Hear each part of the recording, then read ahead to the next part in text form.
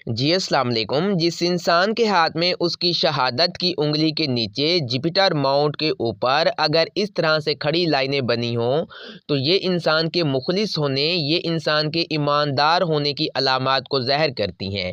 और अगर मैं ये कहूँ कि इस तरह के लोग तो पैदा ही दूसरे लोगों की मदद करने के लिए ही हुए होते हैं, तो ये कहना बिल्कुल भी गलत ना होगा। ये लोग खुद चाहे जितनी भी मुश्किल में होंगे, परेशानी में होंगे, जब भी ये लोग किसी और को मुश्किल में देखेंगे, परेशानी में देखेंगे, तो ऐसे लोगों को तो अपना भी दुख भूल जाता है। ये उस इंसान की मदद करते हैं बेलौस होकर। और इस तरह के लोगों को इनकी किस्मत का लिखा तो अल्लाह पाक हर सूरत देते ही हैं, लेकिन सबसे ज़्यादा अच्छा अल्लाह पाक इनको इनकी अच्छी सोच और इनकी अच्छी नीयत की बदौलत भी बहुत कुछ देती हैं। ये लोग सखी दिल के मालिक होते हैं कि अगर अल्लाह का दिया कम भी हो तो तब भी ये लोग शुक्र करने वाले होते हैं, और अगर अल्लाह का दिया ज़्यादा भी हो तो तब भी ये लोग